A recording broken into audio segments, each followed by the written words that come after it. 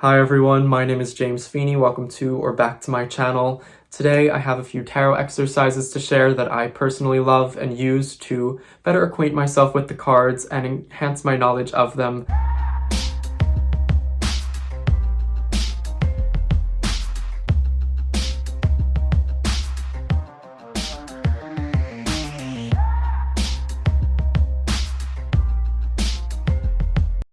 So I'm going to take us over to my tarot table in just a second so that I can illustrate and walk through the exercises.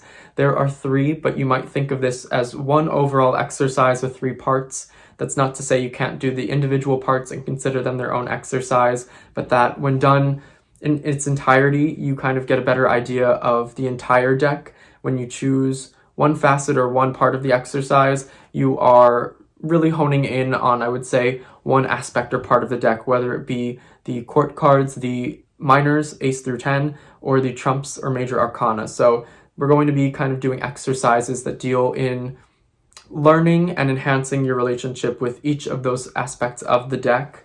So I'm going to head over to the tarot table and we're actually going to get into the cards. This is also an exercise that you can do with any tarot deck. It doesn't have to be the Thoth or any Thoth-based deck. You can do this with the Rider-Waite-Smith or even the Marseille. I think it works best with tarot specifically instead of oracle or other systems, just because it's meant to really apply to the system of tarot. So I will say that, just pick a tarot deck for this, but we're going to head over there and get right into it. All right, everyone, so we're over at my tarot table. We're going to get right into the exercises. The first thing you're going to want to do is separate the deck into 3 piles or categories. The first being all of the major arcana.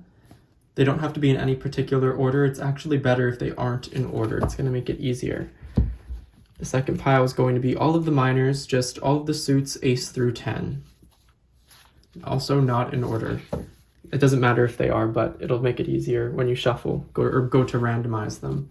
And then the court cards, all of the court cards.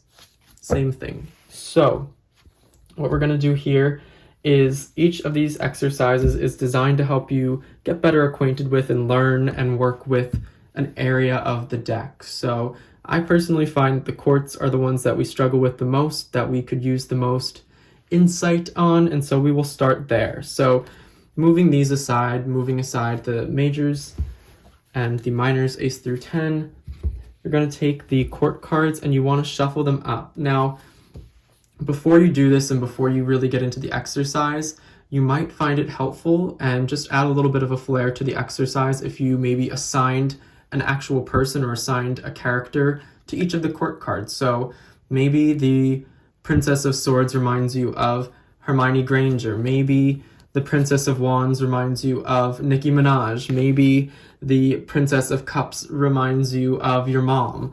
So you can pick fictional characters, celebrities, artists. You can pick people from history.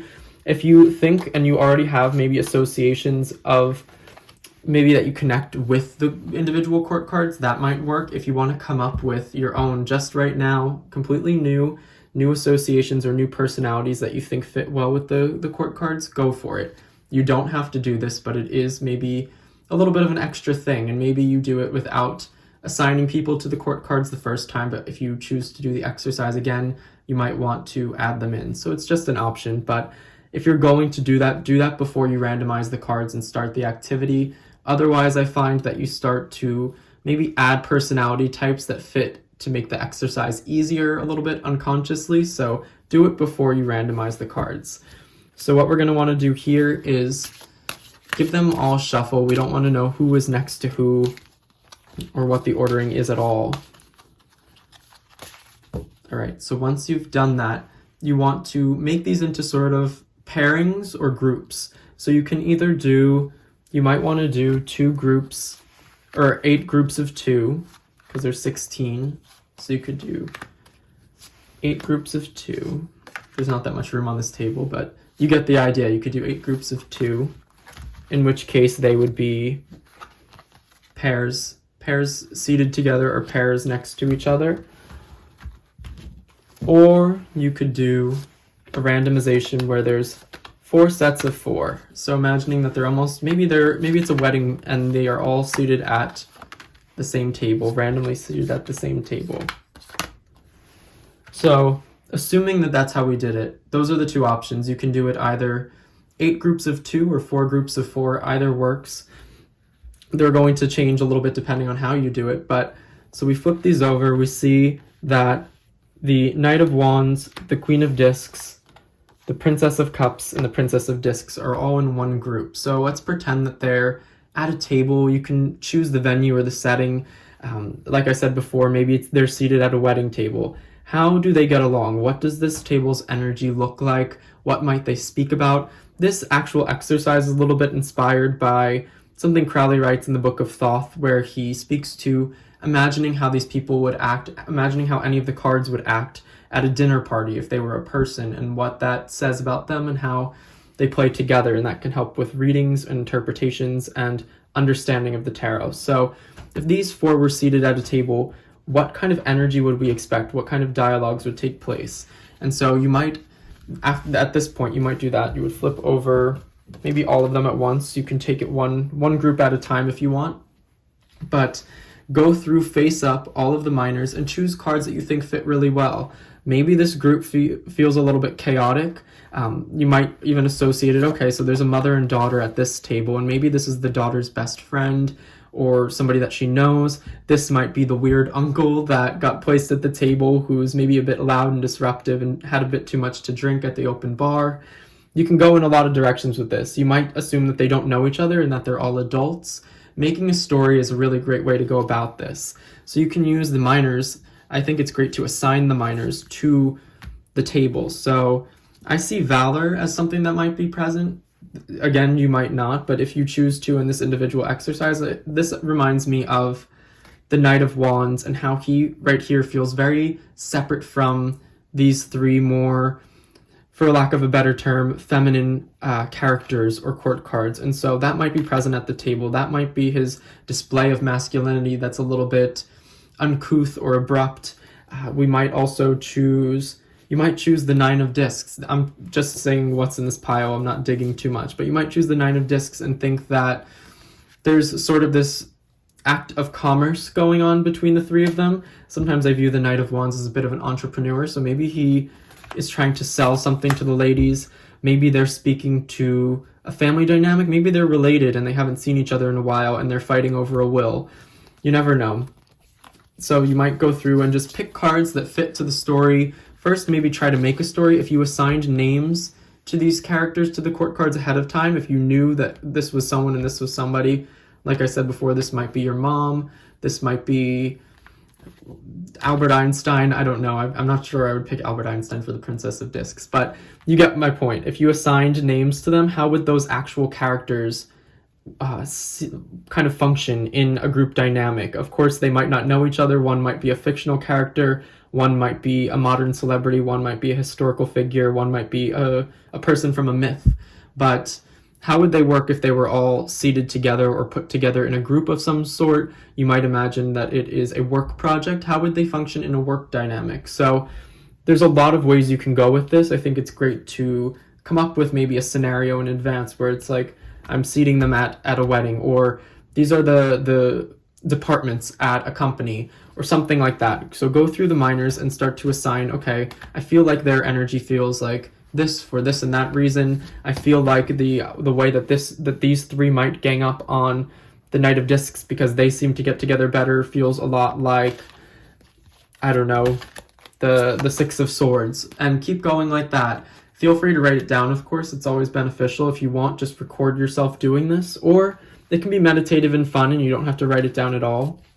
There's that as well. You can also, if you feel like you've got quite the pairing going on at the table and you want to maybe increase the amount of options you have, you can bring in the major arcana. Maybe this right here, you feel like the devil functions very well right here because there's a lot of earthly matters going on. Maybe the dialogue that would come out of this is something that you think is of greater importance, or these people together are kind of the dream team, or maybe they're really not, and they're going to have to get switched up at some point and moved by an usher or something. And so the death card signifies the change in seating to come. You can really have a lot of fun with this. And of course, if you were maybe to choose pairings of 2, if if you chose a pairing of two, it would work very much the same way, but it's a little bit easier and a little bit different to imagine how two people interact. It's interpersonal, it's one-on-one, so it's almost their personality in connection to a very individual other personality. It's not necessarily a group dynamic, it's a pairing, and so that is going to change a little bit too. Do you think that these individuals will get along well? We have two princesses, so it could be two more youths at a table, it could be two less mature individuals at play here, and so maybe we have the more trickster side to the magician present. We have the fiery passion that comes with the wands, and we have the conflated aspect of the air hitting the fire.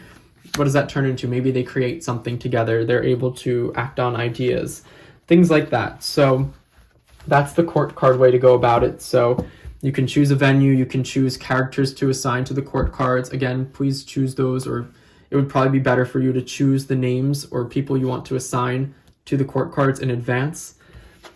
But if you choose to do that, that might be fun. So that's all in the name of getting to know the court cards a little bit better. There are a lot of options and sort of permutations of where you might go with this exercise. Those were just a few examples. I obviously encourage you to, if you feel called to do something, to switch it up and change it up a little bit. So next we'll go for, and this is probably the most, I think the most fun exercise to do, the most fun portion. Now, another variation of this where you're getting better acquainted with the minors would be to randomly shuffle them up a little bit. So you don't know where any of them are. For these, I wouldn't say there's anything necessarily to assign to them in advance. If you want to assign maybe a circumstance or a scenario to each of the minors, of course there are 40 of them, so that would take quite a bit.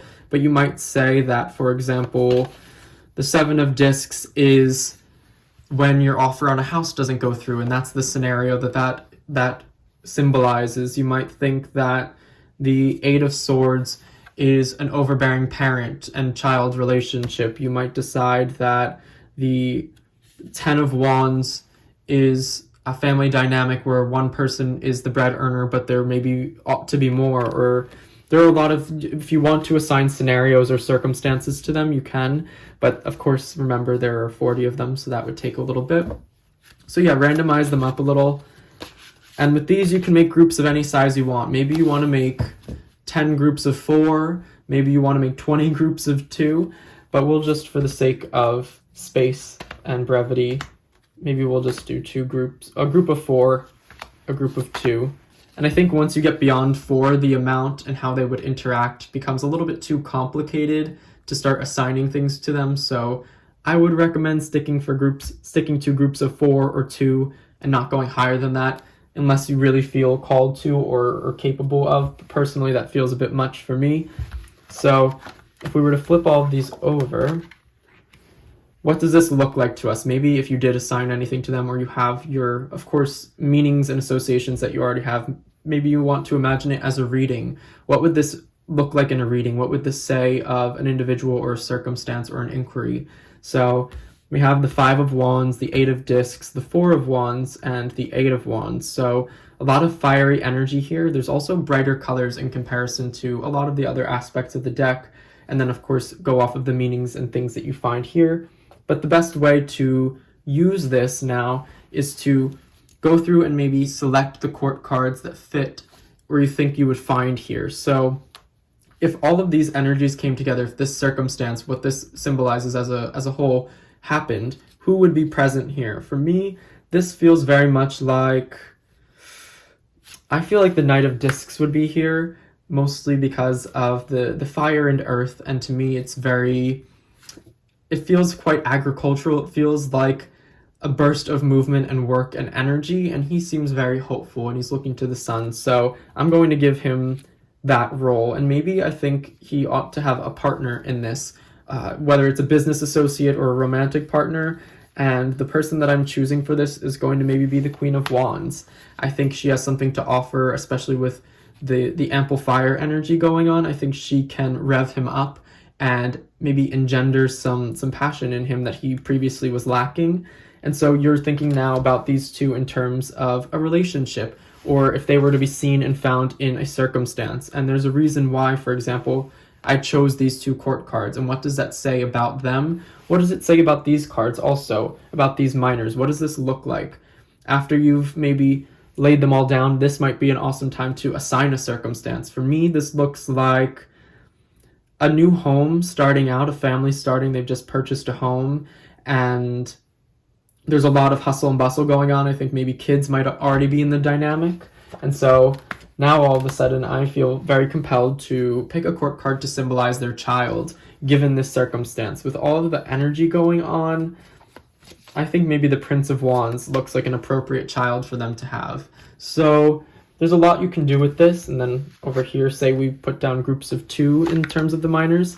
So we got the 5 of discs and the 7 of discs. So for this, who would we see here who might turn up in this circumstance? And what is this? What does this symbolize? For me, this looks like the loss of a job. It looks like a failed work project, which resulted maybe in being fired, something like that. And the person I'm thinking I'm going to find here actually is the Prince of Swords, because he doesn't really get along with what the elemental sort of correspondences here are. He's not very well suited to the tangible and practical. And I think his ideas and his intentions were great, which we might see in the 7 of discs, but that ultimately he couldn't follow through. And the amount of strife and inner turmoil that it causes him feels very much connected to what I imagine the 5 of discs is like. And so this is the individual who is now being fired, or who kind of dropped the ball at work and is unemployed. And that gives me a greater sort of relationship and meaning in terms of the Prince of Swords, as well as what these two would look like in a pairing. I think a lot of what reading the cards is seeing and almost reading them as if they were words. What does this sentence say? This word means one thing, this word means one thing, but when we string the words together, they can mean something entirely different. And then we have to add context. Context being the person who is within the sentence, the subject of the sentence. And so that's how we might work with the minors in this exercise. Now I'm a little bit mixed up. I've got to make sure I keep court cards and minors, court cards, and majors. And then for the majors, the majors are a little bit easier, I think, and this is one you might want to skip. For me, the majors are ones that have very strong and definitive energy. It's something that I think is first taught to a lot of people in tarot, and that we see in a lot of books at the forefront. But if you wanted to do a very similar thing,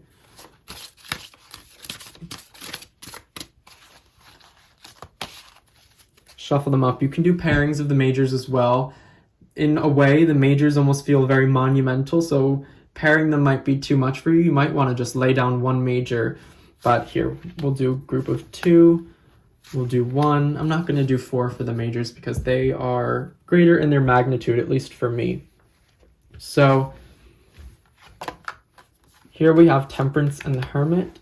So in the same way that we were functioning before, what does this look like as a larger scale event or happening or circumstance or dynamic? So we have Temperance, or art, as we see it in the Thoth. We have the Hermit.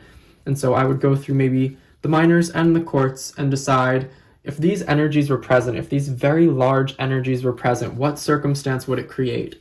And for me, I think I like the idea of the four of Wands. It feels very stable, it feels very homely, and that I connect a bit with the Temperance or the Art card, but also with the Hermit card. I think there's something to him that feels quite fatherly and earthly, and so the practical family home works here. And although the Hermit is a bit solitary, I think he has to compromise where Temperance or Art is concerned, and that's where we see the family dynamic. So that's a card I think I would find there, or a circumstance. I might also go in and pick out, let's see, how about, I really like the 4 of discs for this one as well. The stability reminds me of the balance and harmony that we might find in the Art card. Likewise, I think the seclusion that this sort of stingy and frugal and powerful earthly energy embodies is really fitting with the Hermit. And so I think that's a great way to see how these two would meet at any given point. So it does feel like a family, but a family that has individuals that aren't as blended cohesively. Something like that. Or I'm feeling very fatherly energy here, a father who likes his alone time. Next, now that I've done that and created a circumstance about these energies have intersected, this is a circumstance I can see playing out in why, given these two energies, what people would I use to inhabit or play out this scene. And so I go through, and that masculine energy I spoke to right off the bat, I definitely want to go and find him, that fatherly figure. I'm feeling the Knight of Cups. I think that a lot of what this solitary need for seclusion is driven by is emotional, is a yearning or a seeking for something that maybe he didn't have the time in his life before he settled down to go after his own dreams. Maybe he feels a little bit stifled in the environment he's in. Maybe he feels guilty in some ways about providing, or maybe he's a really fun father, but he needs a lot of downtime and time to be introspective, and he's an introvert at heart. And so if I were to choose maybe a wife and a child, or a wife and 2 kids, who would I pick? Or maybe here. I think he would be, I imagine if he's feeling the need to seclude himself, he has a partner, not necessarily a wife, but a partner who feels like the Queen of Swords, somebody who maybe is a little bit overbearing or harsh as by comparison to his very receptive nature. So that might be the pairing we're seeing here. And the daughter, because these people feel, this family feels a bit disjointed, all of the individuals don't necessarily feel like they get along naturally. I might pick the Princess of Wands as the daughter. She's the free spirit, and the mother's constantly trying to rein her in, and the father has a soft spot for her, but can't necessarily understand what she likes to do and what she's going through. And suddenly we have a lot going on here, and I would hope by the end of all of these exercises, I personally feel like I get a better understanding of the cards. I've built up my experiential knowledge, and also it feels like a great primer and exercise before going into readings, something you might do in the morning, something you might want to do to touch up on things, and a great journaling prompt as well. So if you wanted to write down the cards you chose and which ones you put together and what pairings there were, all the better. I think it's great to reflect on those as your own sort of database or journal or dictionary for potential meanings and permutations in tarot readings. So I know that this was a little bit all over the place, and it might have been a lot to just take in all at once, but I hope it's helpful and that somebody out there can use this at home and finds it beneficial and finds it fun. I think tarot exercises don't need to be so rigid and structured. I think that when we allow ourselves to have fun with them, we are more receptive to maybe the knowledge and insights that they provide. So I hope you all enjoyed this, and I hope you are all well. Like and subscribe if this was fun and interesting, and until next time, bye.